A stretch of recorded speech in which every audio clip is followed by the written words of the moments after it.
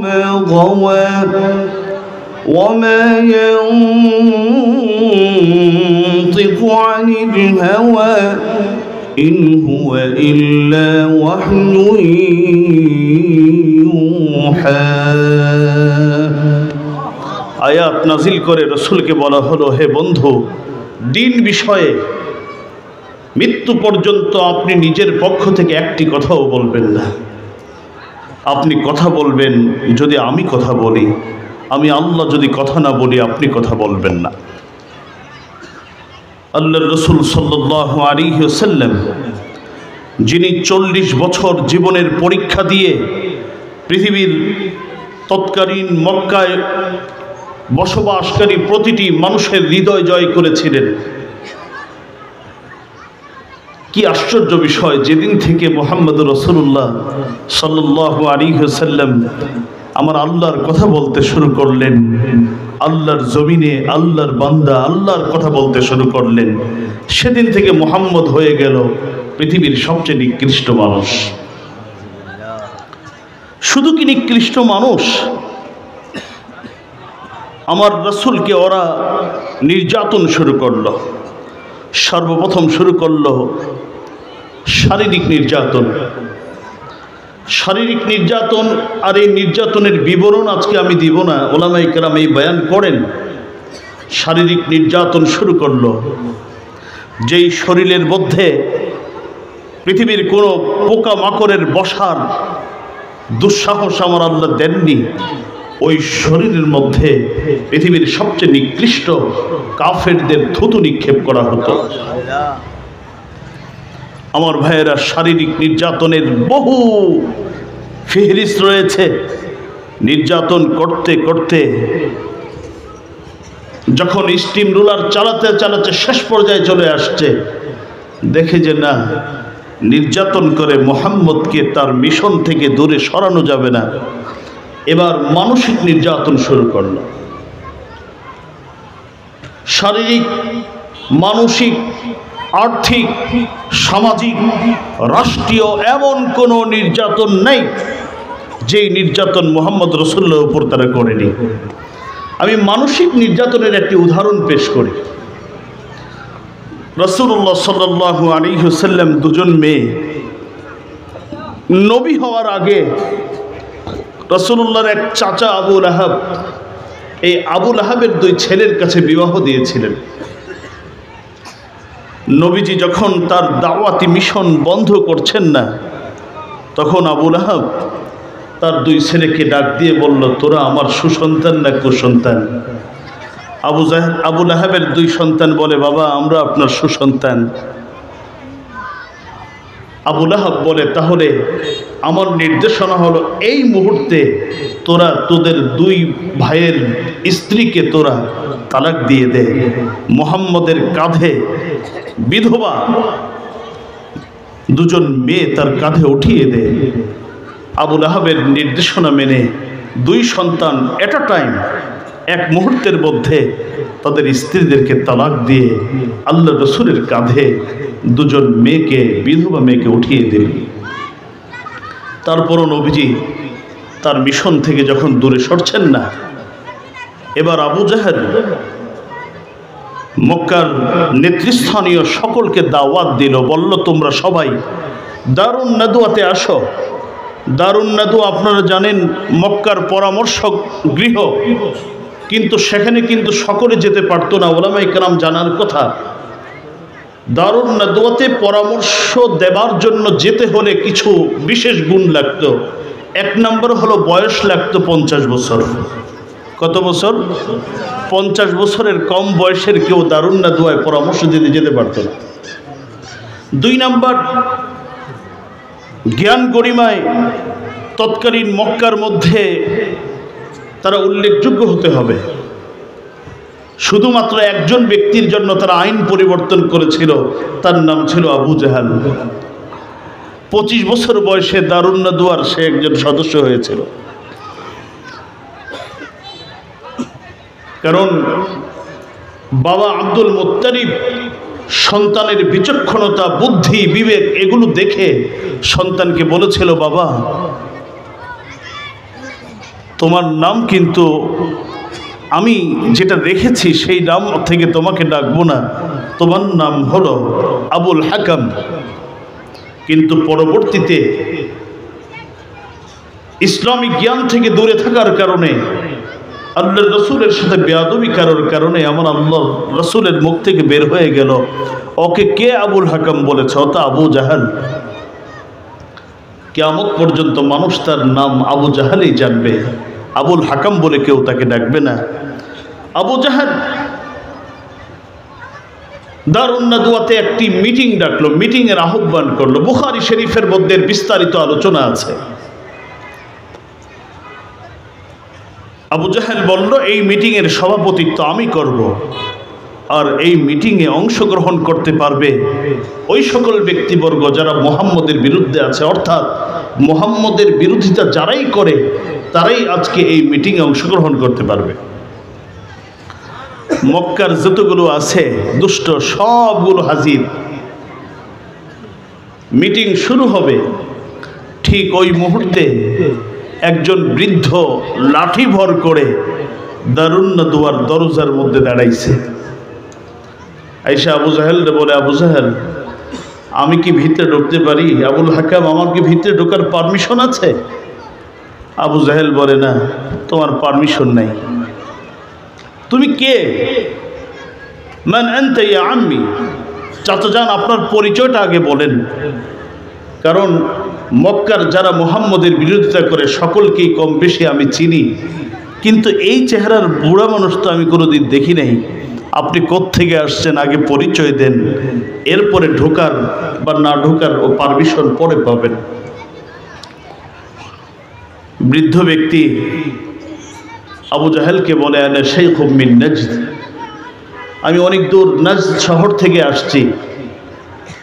আবু জাহেল, আমি মূলত তোমার দলের লোকই, তুমি চেনো না? মুহাদ্দিসিন একরাম বলেন, এই ব্যক্তি মূলত কোনো বৃদ্ধ ব্যক্তি ছিলেন না, সে ছিল মানুষরূপী সরাসরি ইবলিস।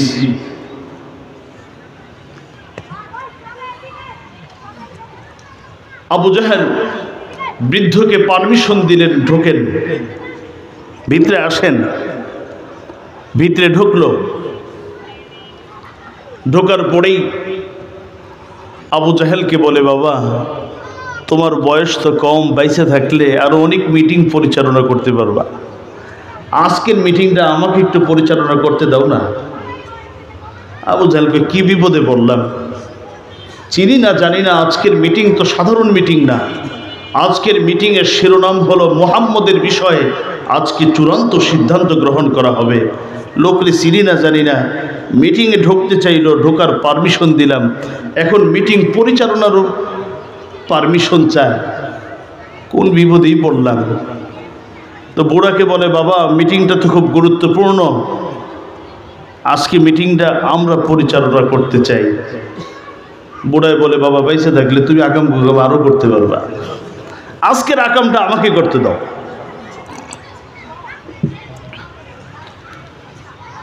কি করবেন আবু জাহেল? আবু জাহেল বলল, আচ্ছা ঠিক আছে, যেহেতু সভাপতি আমি, পরিচালক যেই হোক, পরিচালনায় কোনো উল্টাপাল্টা করলে আমি তো সভাপতি, আমার রায় তো সব কিছু হবে, সিদ্ধান্ত। ঠিক আছে বাবা, আপনি পরিচালনা করেন। আমি কিন্তু বুখারী শরীফের হাদিসের সারমর্ম আপনাদের কাছে তুলে ধরছি। বুড়ো চাচা বলে, ঠিক আছে, বলেন, পরামর্শ দেন, কি করা যায় মুহাম্মদের বিষয়ে আপনাদের কার কি খেয়াল বলেন। একজন ডাইন পাশ থেকে উঠছে, ওটা বলে, আমার পরামর্শ হলো মুহাম্মদকে একটা রুমের মধ্যে বন্দি করা হোক, খাবার দেওয়া হবে না, পানি দেওয়া হবে না, 1 দিন 2 দিন 5 দিন 10 দিন যখন বন্দি রাখা হবে, খাবার পানিও কিছু দেওয়া হবে না। এক পর্যায়ে মুহাম্মদ মরে যাবে, তার কিসসা পৃথিবী থেকে শেষ হয়ে যাবে, আর আমাদের তাকে নিয়ে কোনো টেনশন করা লাগবে না। এই পরামর্শ দিতে দেরি বুড়া বেটায় লাফ মেরে বসার থেকে দাঁড়ায় গেছে। বলস কি, এটা কোনো পরামর্শ? এই দূর থেকে এই জাতীয় পরামর্শ শোনার জন্য আসছি। মুহাম্মদকে একটা রুমের মধ্যে বন্দি করে রাখা হবে, তার যে পাগলা সাহাবীরা যখন খুঁজে পাবে না, একটা ধরে কাবাব বানাইব। অন্য কোনো ভালো পরামর্শ থাকলে দাও।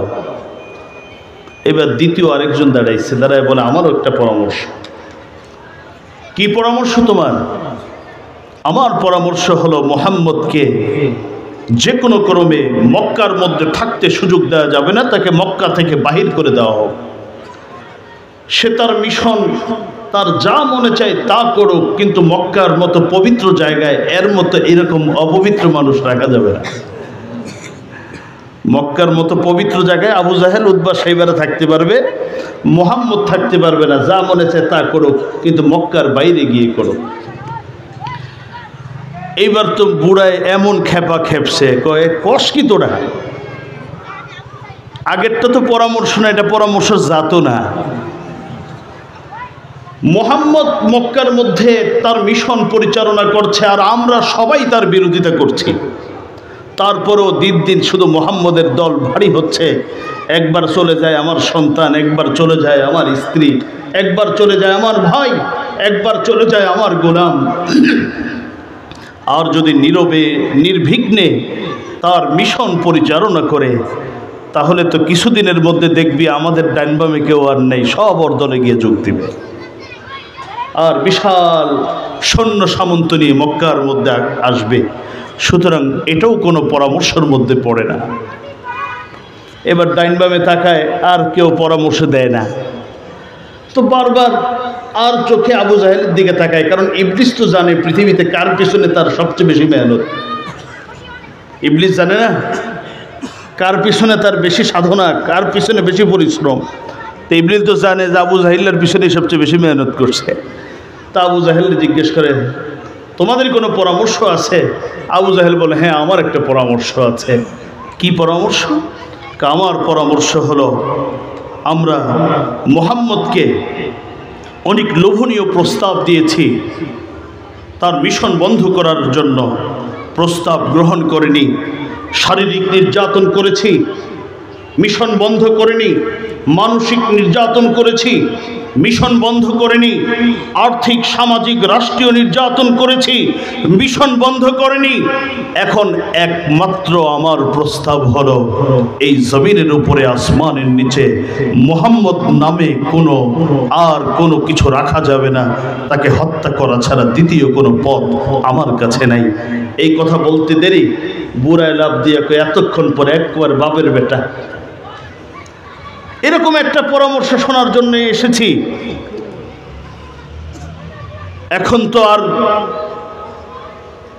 আব্দুল মুত্তালিবও নাই, এখন তো আর আবু তালেবের দিকে তাকানোর সুযোগও নাই।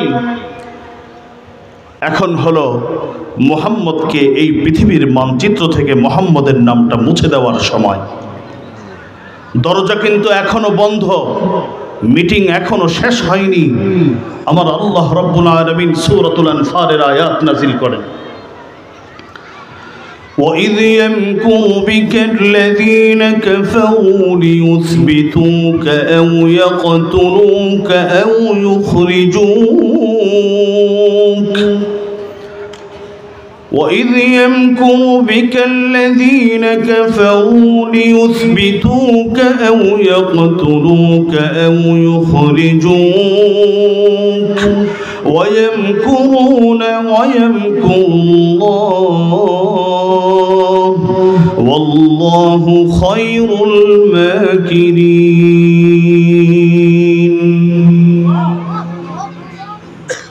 হযরত জিবরিল নবীজির কাছে আগমন করলেন। নবীজি জিজ্ঞেস করেন, জিবরিল অসময়ে কেন আসছেন? হযরত জিবরিল বলেন, ওগো আল্লাহর নবী, আপনি যেই মানুষগুলোকে জাহান্নামের আগুন থেকে বাঁচাবার জন্য 24 ঘন্টা ব্যস্ত থাকেন, ওই মানুষগুলো আপনাকে পৃথিবীর মানচিত্র থেকে মুছে ফেলবার ষড়যন্ত্র করছে। আমার বন্ধু, আর 1 সেকেন্ড নয়, 2 সেকেন্ড নয়, এই নিমক হারামদের পিছনে আপনি আর সময় ব্যয় করবেন না। বন্ধু আমার, চলে যান, আপনার জন্য আমি একটা শহর একদিন দুই দিন নয় বহুদিন যাবত আমি তৈরি করে রেখেছি। হিজরত করেন আপনি এমন এক শহরের দিকে, যেই শহরের মানুষ শুধু আপনাকে সাহায্য করবে তা নয়, প্রয়োজন হলে নিজের শরীরের তাজা রক্ত জমিনের মধ্যে ঢালবে, কিন্তু আপনার শরীরের মধ্যে কোনো আঁচড় তারা লাগতে দিবে না। চলেন, আপনি চলে যান, হিজরত করেন। আমার ভাইয়েরা, রাসূলুল্লাহ সাল্লাল্লাহু আলাইহি ওয়াসাল্লাম আমার আল্লাহর নির্দেশে হিজরত করে আবু বকরকে সঙ্গে নিয়ে চলে গেলেন মদিনার, সোনার মদিনায়। নবীজিকে বরণ করবার জন্য মদিনার বৃদ্ধ, যুবক, ছোট বড়, পুরুষ নারী, এই একজন লোক একটু বাইরে গিয়ে বাচ্চাগুলোকে একটু, একজন, সবাই না, কথা বললে আমি পারি না, সবাই কথা বলার দরকার নেই, এই বাচ্চাগুলোকে একটু আওয়াজ যেন না করে, দুই পাশে দুটা লোক গেলে একটু ভালো হয়। আমি একটা মেসেজ দেওয়ার জন্য কিছু গল্প করতেছি, বয়ান তো আগে পড়ে হইছে হবে। আমার ভাইয়েরা, মদিনার সব শ্রেণীর মানুষ, আমার নবী আগমন করেছেন মদিনায়, নবী হিজরত করেছেন, মদিনার মানুষগুলো সেদিন আনন্দে আত্মহারা। এরা কবিতা বলছে, তালাআল বদরু আলাইনা মিন সানিয়াতিল ওয়াদা ওয়াজাবা আশ-শুকরু আলাইনা মা দাআ লিল্লাহি দা। দুনিয়ার মানুষ, পূর্ণিমার চাঁদ সারা জীবন তোমরা আসমানে দেখেছ, কিন্তু তোমরা মদিনায় এসে দেখো আজকে পূর্ণিমার চাঁদ আসমানে নয় জমিনে উদিত হয়েছে। পূর্ণিমার চাঁদ আজকে আমরা জমিনের মধ্যে পেয়েছি।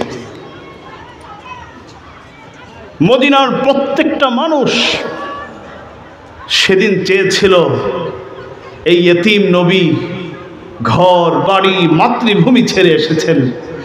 যারা এখানে বিদেশ থাকেন বা বিদেশ যান আপনারা জানেন, আপনাদের কেমন লাগে জানি না, আমি যেহেতু পৃথিবীর অনেক দেশে গিয়েছি, যখন দেশে আসি তখন মনটা বড় হয়ে যায়, আর এখান থেকে গেলে তখন মনে হয় নিজেকে ছোট ছোট লাগে। কারণ সব কিছুর পরেও আমি প্রায় সময় বলি, গুলশানে বলেছি এই কথা, ল্যাংরা হোক আর কানা হোক সন্তান আমার, এই মাতৃভূমি আমার মাতৃভূমি, এটা আমার জন্মভূমি। এর ত্রুটি থাকুক আর ত্রুটি না থাকুক এটা আমার, আর ওটা যত ভালো থাকুক এটা আমার না, ঠিক না ভাই? ঠিক। এই শিক্ষা আমার প্রতিটি ভাইয়ের মধ্যে, বোনের অন্তরে এটা লালন করতে হবে। এই দেশ আমার দেশ, এই দেশকে সুন্দর করার দায়িত্ব আমার, ঠিক না ভাই? ঠিক। যখন এই চিন্তা আমার আপনার মাঝে আসবে তখন আমার দেশ এটা হীরার বাংলাদেশ হবে। আর যদি মনে করি এটা দায়িত্ব শুধু ওই 5 জনের, ওই 7 জন 10 জন, ওই 2 দলের, তাহলে কোনোদিন এই দেশ হীরার দেশ, সোনার দেশে রূপান্তরিত হবে না।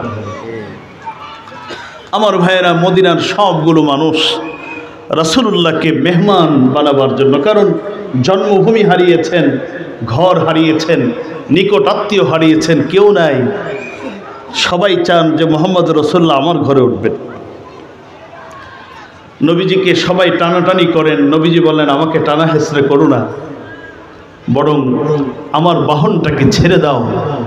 আমি যে আজকে কার বাসায় উঠবো সেটা আমি নিজেও জানি না, তবে এতটুকু জানি যেখানে আমার বাহনটা থামবে সেই বাড়িটাই হলো আমার গন্তব্যস্থল। মদিনার মধ্যে ঢুকে গেলেন রাসূলুল্লাহ।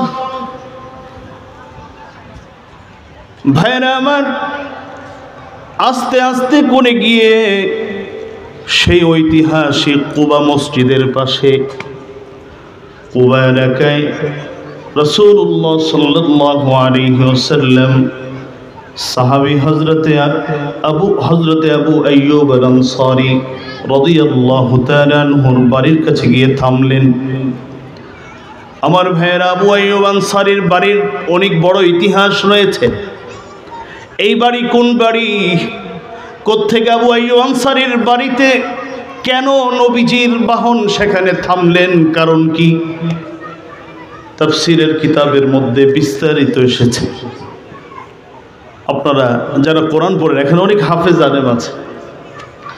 আহুম খায়রুন আম কওম তুব্বা ওয়াল্লাযীনা মিন ক্বাবলিহিম আহুম খায়রুন আম কওম তুব্বা। ইয়ামানের একটি বংশ ছিল যেটা তুব্বা বংশ বলে যাদেরকে মানুষ চিনত। তাদের একজন বাদশা ছিল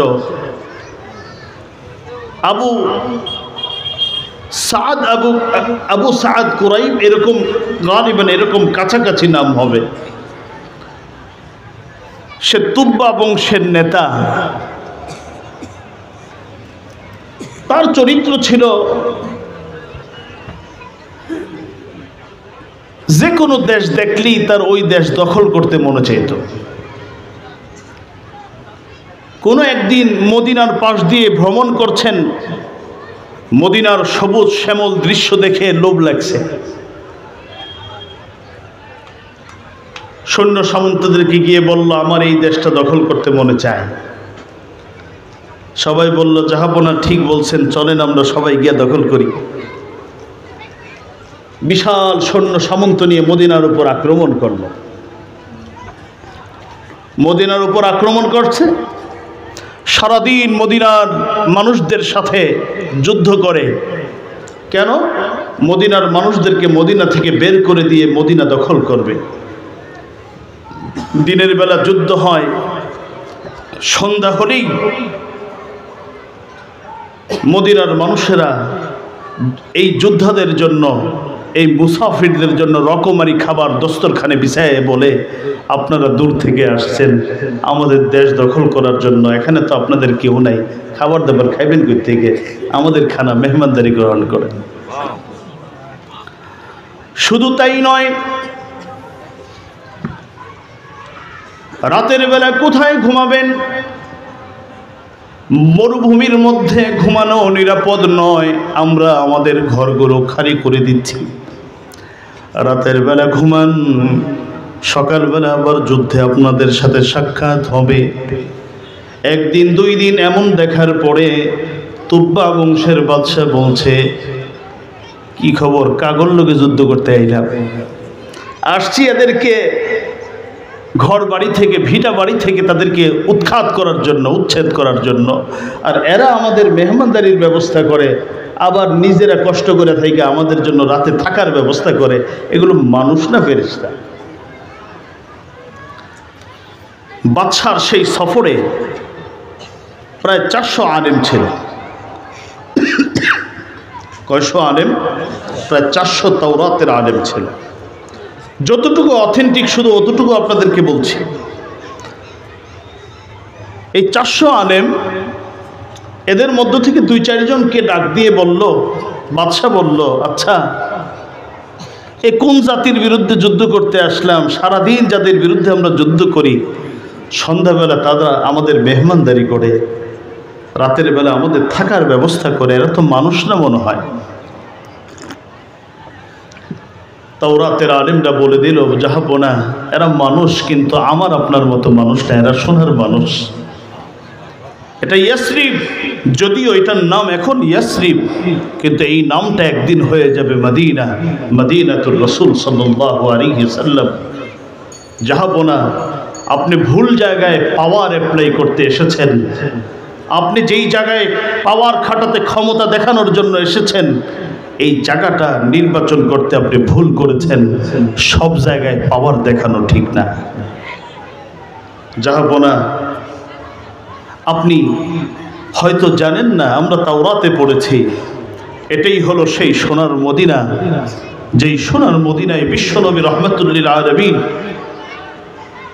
নিজ মাতৃভূমি ছেড়ে, জন্মভূমি ছেড়ে শুধুমাত্র ইসলামকে পৃথিবীর মানচিত্রে টিকিয়ে রাখার জন্য হিজরত করে যেখানে আসবেন, সেই শহরের নামই হলো ইয়াসরিব, যেটা ভবিষ্যতে হবে মদিনাতুর রাসূল সাল্লাল্লাহু আলাইহি ওয়াসাল্লাম।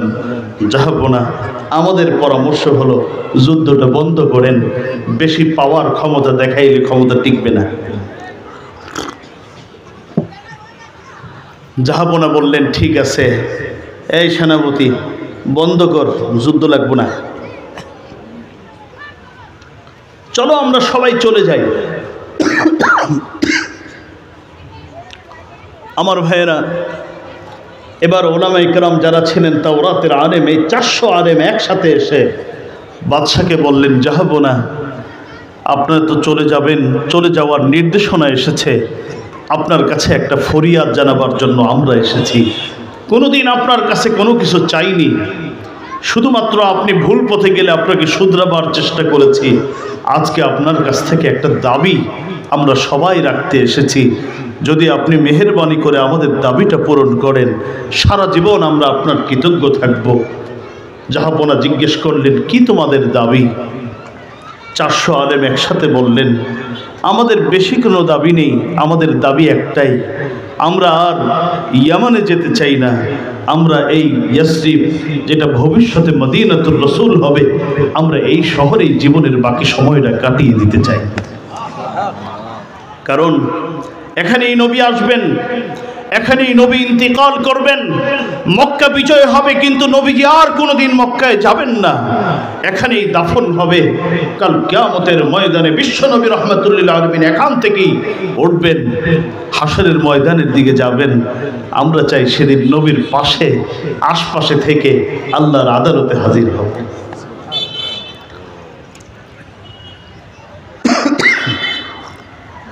বাদশাহ বললেন, ঠিক আছে, মঞ্জুর করলাম, তবে শুধু তোমরা থাকবা কেন?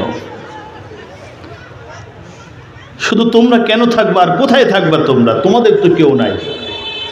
রাষ্ট্রীয় ফরমান জারি করলেন, 400 বাড়ি নির্মাণ করো, প্রতিটা বাড়ি হবে একতলা বিশিষ্ট, 402টা বাড়ি নির্মাণ করো,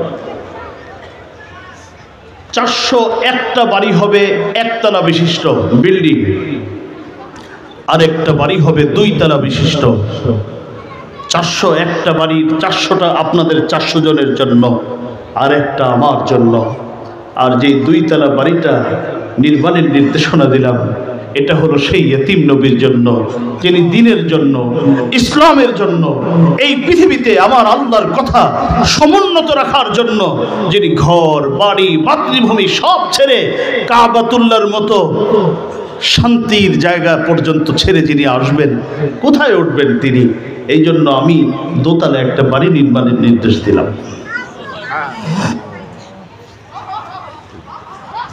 মুফাসসিরিনে কেরাম বলেন, হযরত আবু আইয়ুব আনসারীর বাড়ি হলো সেই বাড়ি, যেই বাড়িটা পর্যায়ক্রমে ধারাবাহিকভাবে হযরত আবু আইয়ুব আনসারীর কাছে এসেছিল সেই বাদশাহ তুব্বাহি মেরের ওখান থেকে। আমার ভাইয়েরা, হযরত আবু আইয়ুব আনসারীর বাড়িতে নবী আসলেন। আবু আইয়ুব আনসারী বলেন, ইয়া রাসূলুল্লাহ, সুন্দর ব্যবস্থা করেছি দোতলায়।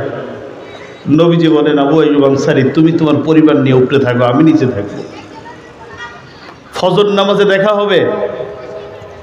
ফজর নামাজের সময় আবু আইয়ুব আনসারী আসলেন নবীজির সামনে। নবীজি দেখেন চোখগুলো পুরো বেদনার দ্বারার মতো লাল হয়ে গেছে। জিজ্ঞেস করলেন, আবু আইয়ুব আনসারী, ঘুমাও নাই? আপনি কি ঘুমাননি?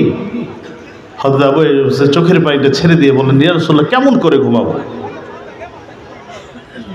আমি উপরে, আপনি নিচে, আমার বাড়ি পুরাতন বাড়ি, আমি যদি ঘুমাই আর অজান্তেও যদি নড়াচড়ার কারণে উপর থেকে কোনো ময়লা আপনার শরীরে পড়ে, কাল কিয়ামতের ময়দানে আমার কি জবাব হবে আল্লাহর আদালতে? আমি এই জন্য ঘুমাইনি, বারংবার চিন্তা করেছি, উপরে আমার আল্লাহ, নিচে হলো আমার মানবায়ে ওহী, যার কাছে আমার আল্লাহ ওহী পাঠাবেন, মাঝখানে আমি। এই জন্য আমি ঘুমাইতে পারি নাই। আমার ভাইয়েরা, রাসূলুল্লাহ সাল্লাল্লাহু আলাইহি ওয়াসাল্লাম মদিনাতে এসে ঘর বানালেন না, নিজে এক ফুটো জায়গার চিন্তা করলেন না, খাবারের চিন্তা করলেন না, বরং আল্লাহর জমিনে আল্লাহর দ্বীন প্রতিষ্ঠা করবার জন্য তিনি সর্বপ্রথম যেই উদ্যোগটা নিয়েছিলেন সেটা হলো মসজিদ নির্মাণের। তিনি সিদ্ধান্ত নিয়েছিলেন, আউয়ালু মসজিদিন ফিল ইসলাম, ইসলামের পহেলা মসজিদ মসজিদ কুবা। আমার রাসূল নিজে ঘাম ঝরিয়ে যেই মসজিদ নির্মাণে সহযোগিতা করেছিলেন সেই মসজিদের নাম হল মসজিদে কুবা, যেখানে ওযু করে কেউ 2 রাকাত নামাজ পড়লে আমার আল্লাহ তাকে একটা মকবুল উমরার সওয়াব দান করবেন। এরপরে মসজিদে নববী, যেখানে 1 রাকাত নামাজ পড়লে এক রিওয়ায়াতে আসছে 1000 রাকাত, আরেক রিওয়ায়াতে আসে 50,000 রাকাতের সওয়াব আমার আল্লাহ দান করবেন।